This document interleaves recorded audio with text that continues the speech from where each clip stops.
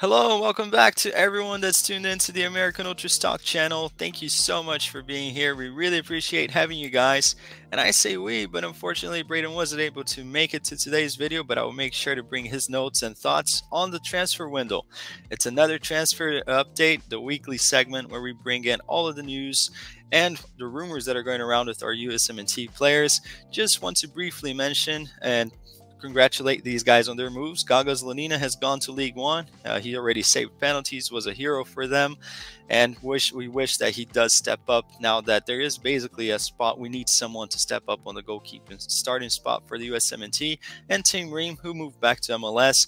As Braden wanted me to say right here, and I think it's fair to say we all agree it's time for him to be back in MLS. He definitely has a lot to add to the league as a defender. Our league doesn't really develop defenders, and it's nice to see him come back home. I think it was probably due time, and we wish him the very best of luck.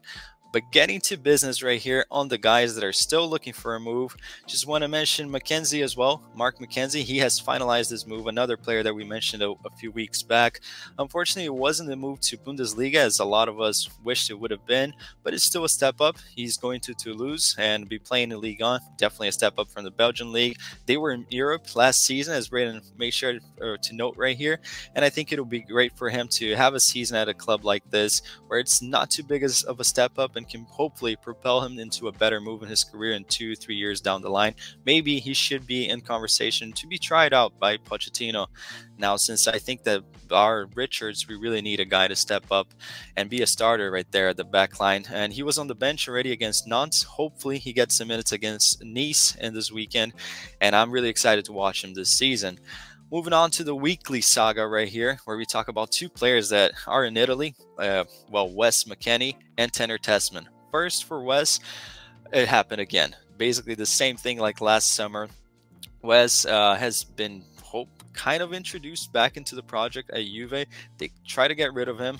Things didn't work out. There was that deal, the swap deal with Aston Villa that didn't go through.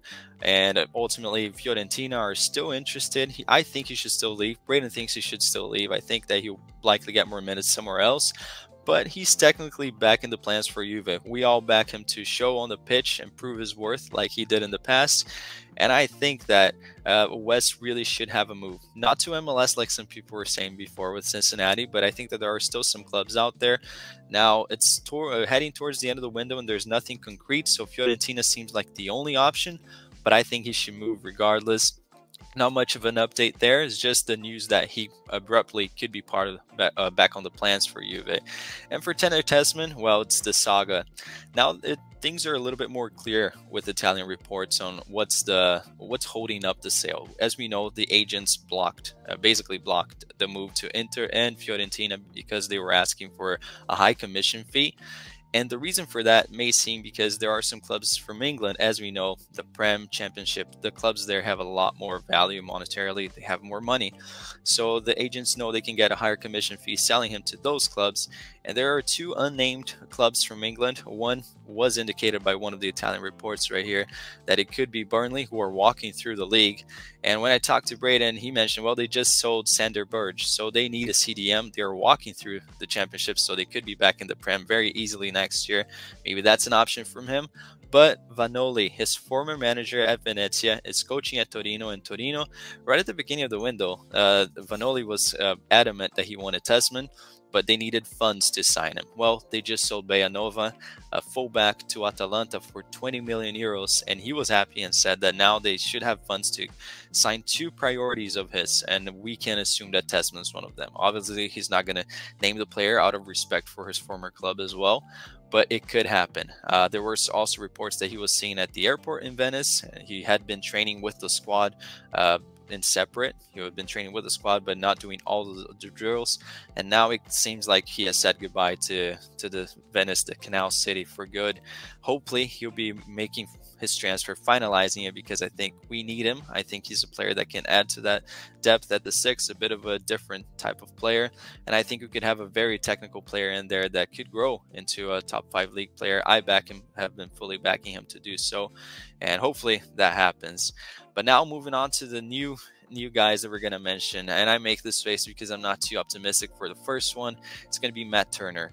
Matt Turner allegedly had interest 2 weeks ago from a Bundesliga club. Now, nothing came out of it, and it's been basically guaranteed since they have an excessive amount of goalkeepers that he won't even play the cup competitions for Forest. So he's the new Horvath, really, compared to last season. Now, what does that mean? Will he move to the Bundesliga? It seemed like he was the one favoring that move, but nothing really happened. It was never too concrete. It was just an inquiry. An inquiry happens all the time. They happen all the time during the transfer window, and the club's still unnamed, so we can assume that things didn't really go forward.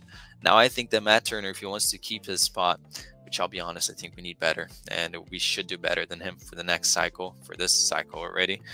And he needs to move. And I think even an MLS move, Braden agrees with me, would be best for him to get some consistent minutes so he can at least be the experience behind a Gaga or a coach and someone that comes up for this new cycle and steps up to the position. Or if they're not ready yet, for him to be at least playing, since he'll be the number one. I still think he's the best goalkeeper as of now. So we need this guy playing, but unfortunately very short and dry on the interests right there. Hopefully something comes up. A guy that doesn't really have a shortage of interest, but nothing concrete, is Josh Sargent. Now, Sargent, I think we can all agree he could stay in Norwich if they were to get promoted, but as Braden alerted me, they have sold everyone, and I think that it is imminent that they will collapse. So Sargent really needs to move on to a new club. Leeds were reportedly interested. I think that Leeds are a good contender to go back to the Prem. If they had Sargent, who's a proven goal scorer in the Championship, I think it could be a good match, and they could find themselves in the Premier League. It would be a great step up from him. But if that doesn't happen, I think this is a time for him to move on to a Bundesliga club. There were some reports that clubs in MLS were attempting to sign him, and that it wouldn't be an issue for mutual terms.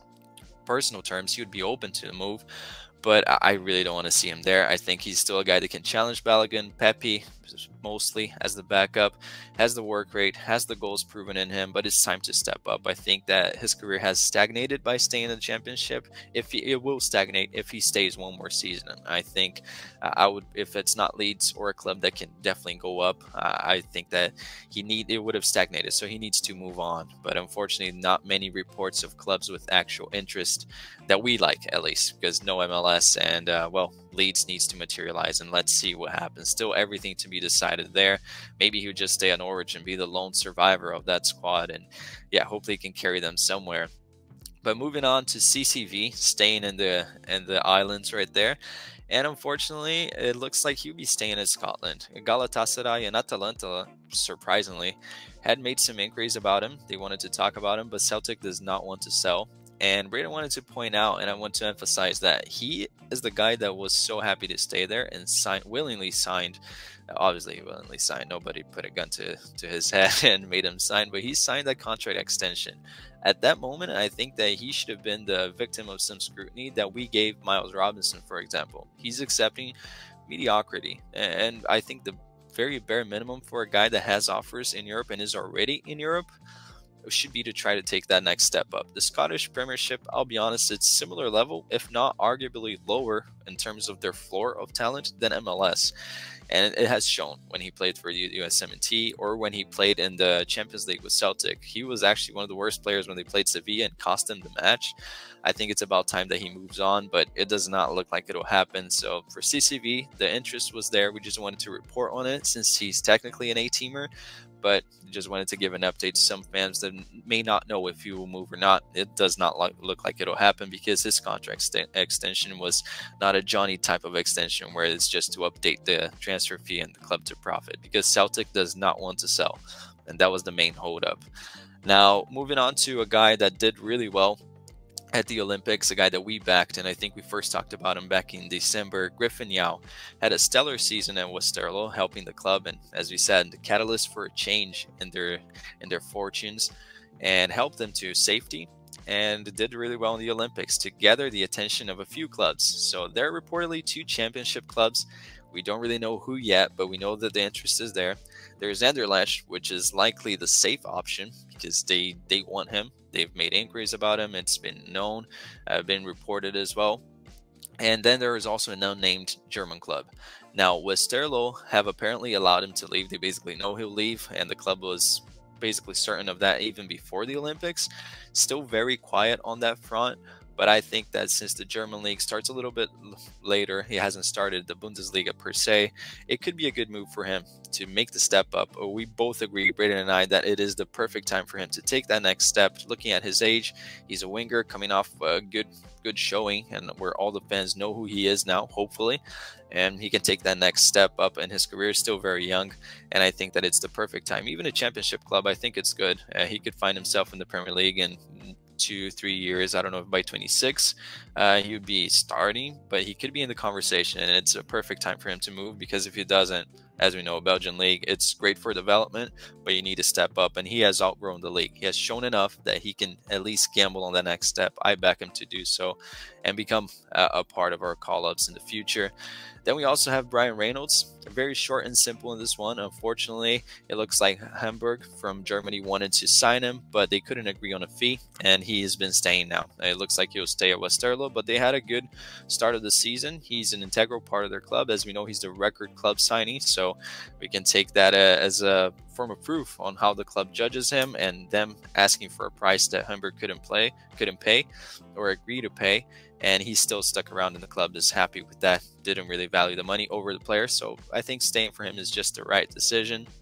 Moving on to another Olympic eligible guy. Now it's Rokas Pukstas, and there is interest from Parma. I think I've said it in the past, when Empoli were previously interested in him, it would have been a good move. I think that transitioning from the Balkans to the Serie A, it's a great thing. We've seen Marek Hamšík, Piotr Zielinski, we've seen a lot of guys do that transition, and it always, more often than not, it offers a good option for them to step up. Milinkovic-Savic, the list is long, and I think that Pukstas, looking at the clubhouse split, has basically hindered any chances of him participating in the Olympic cycle last time. Even going back to the U20s where they released him late, I think that it's time for him to move on. There's also the addition of Rakitic there, so it's a legend that could be competing for a spot with him. He's been playing a little bit more in an advanced role, which is not ideal. I think he's truly a box-to-box. It's the perfect time for him to move, because looking at his age, he's in a part of the roster on the pitch where we are the most stacked. Breaking into the 8s, the 6s, the 10s even is very tough for a guy that's playing the Croatian league. So stepping up to a big enough club like Parma, who allows you to play in Serie A, get some consistent minutes. Maybe he'll not get the most, but he'll get acclimated to that sort of level. I think it's his perfect one. And Braden agrees with me. I think you all will agree, and I think we can all be happy that there is the interest there. Hopefully Hajduk Split doesn't stop his progress like they've done in the past and allowed him to move to Parma. That would be ideal. I would love to watch him there. Moving on towards the end right here, another player that was involved in the Olympics. It's Braden's boy, it's Jack McGlynn.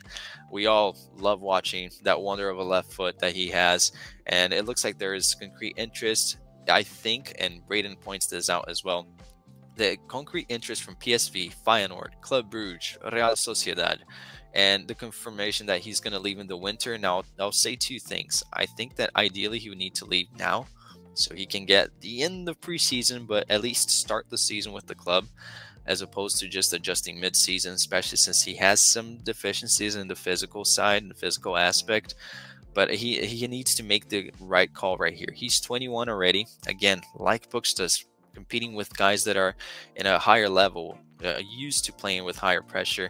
He needs to make the perfect move, and we both think that the Eredivisie would be the ideal place.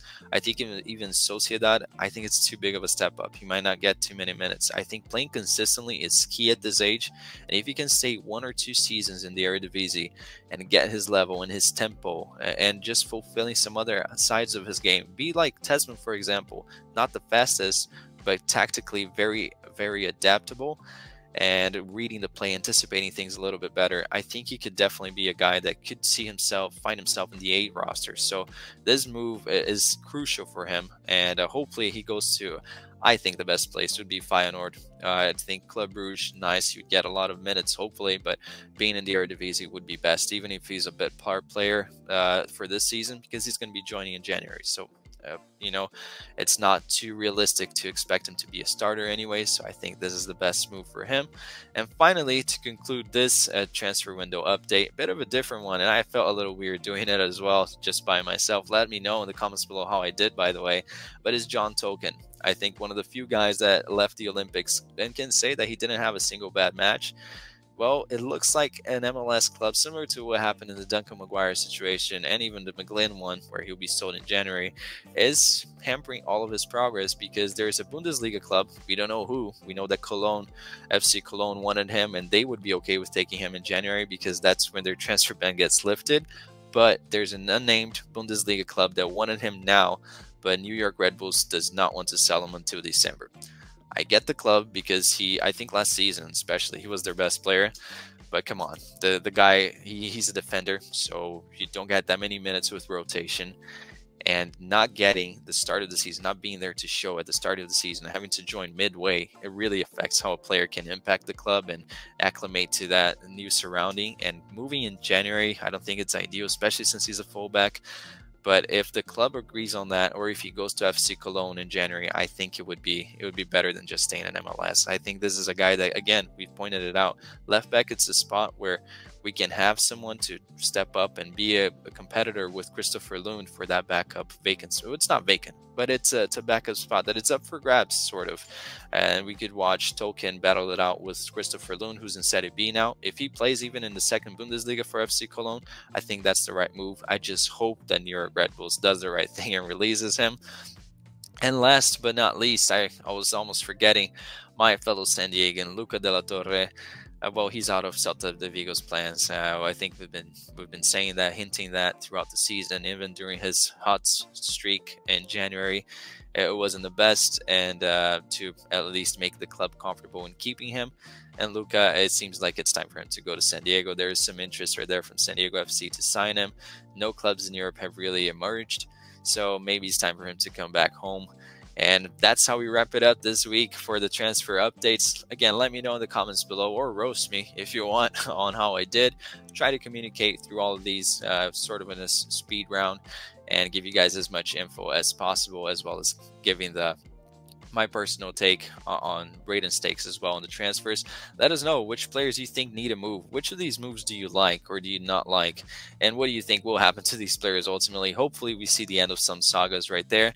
And make sure to leave a like, subscribe, share with your friends, and we'll see you next time.